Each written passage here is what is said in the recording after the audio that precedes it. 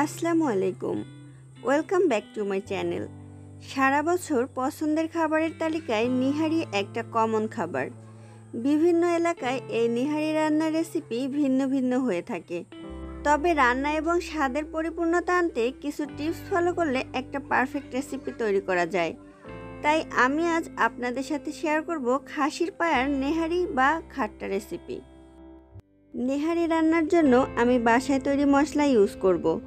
দেখিয়ে দিচ্ছি কিভাবে এই মশলাটা তৈরি করতে হয়। একটা বাটিতে নিয়ে নিলাম 2 টুকরা দারচিনি, আরও নিয়ে নিব 2টা তেজপাতা, 6টা এলাচ, একটা স্টার মশলা, একটা জয়ফলের 4 ভাগের 1 ভাগ, 2 টুকরা জয়ত্রী, 1 টেবিল চামচ জিরা, 1 টেবিল চামচ শাহি জিরা, 1 টেবিল চামচ আস্ত ধনিয়া, 10 থেকে 12টা লবঙ্গ, হাফ চা চামচ গোলমরিচ। মশলাগুলো একটা গ্রাইন্ডারে ঢেলে নিচ্ছি। এখন ব্লেন্ড করে নিব। ব্লেন্ড করা শেষ। যদি ব্লেন্ড করার পর এটা সম্পূর্ণ ব্লেন্ড না হয় তাহলে স্ট্রেইনারে ছেঁকে নিতে পারেন। সবগুলো মশলা একটা বাটিতে ঢেলে নিলাম। এখন এর মধ্যে দিয়ে দিব 1 চা চামচ লবণ,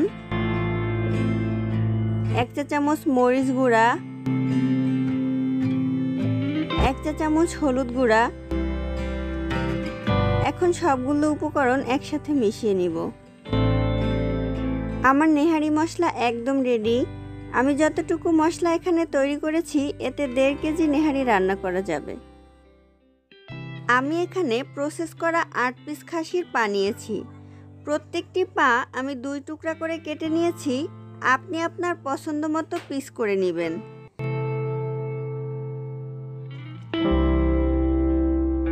এগুলো ভালোভাবে ধুয়ে আমি একটা প্যানে নিয়ে নিলাম।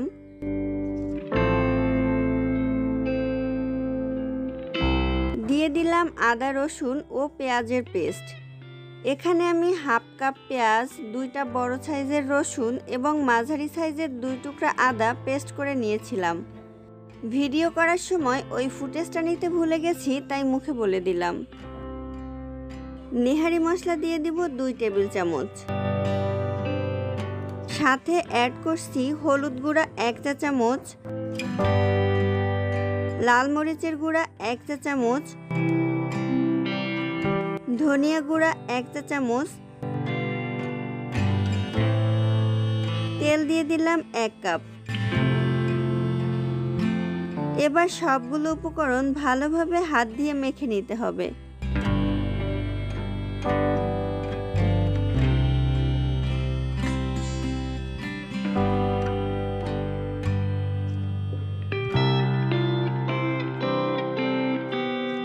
এবার প্যানটা চুলায় বসিয়ে দিলাম।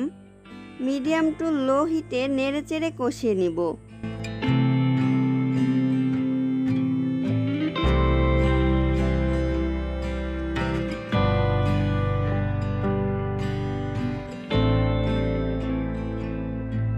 এখন পানি দিয়ে দিব 1 কাপ।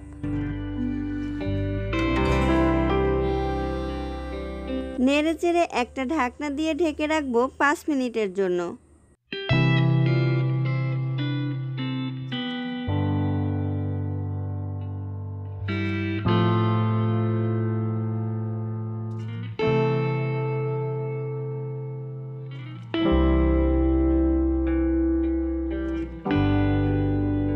ঢাকনা তুলে আবার নেড়েচেড়ে কষিয়ে নিতে হবে তেল উপরে উঠে আসা পর্যন্ত। লবণ দিয়ে দিব স্বাদ মতো। আবার মিনিট খানেক কষিয়ে নিতে হবে।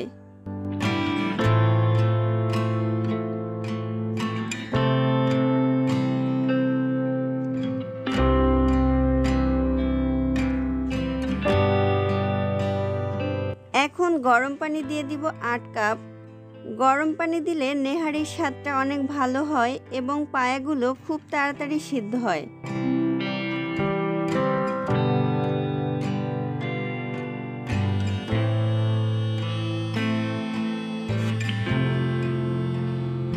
এখন ঢাকনা দিয়ে ঢেকে রান্না করব 1 ঘন্টা। খাসির পায়া সেদ্ধ হতে এর থেকে বেশি সময় লাগে না। 1 ঘন্টা পর ঝোলটা কমে এমন হয়েছে এবং পায়াগুলো খুব সুন্দর সেদ্ধ হয়েছে। পায়া যদি নান বা রুটি দিয়ে খেতে চান তবে ঝোলটা এমন রাখবেন, আর ভাতের সাথে খেতে চাইলে ঝোলটা আরও কমাতে পারেন। আমি আগেই পেঁয়াজ বেরেস্তা করে রেখেছিলাম, সেগুলো দিয়ে দিব। সাথে দিয়ে দিব আদা কুচি ও কাঁচামরিচ কুচি। এগুলো নেহারিতে একটা অন্যরকম স্বাদ এনে দিবে। ধনিয়া পাতা পছন্দ করলে সাথে ধনিয়া পাতা কুচি যোগ করতে পারেন। এভাবে নেহারি রান্না করলে এর স্বাদ ও গন্ধ একদম দোকানের মতোই হবে এবং কর্নফ্লাওয়ার ইউজ না করেও ঝোলটা একদম ঘন হবে। আশা করি আমার রেসিপিটা একদিন অবশ্যই বাসায় ট্রাই করবেন, দেখবেন খেতে অসাধারণ হবে।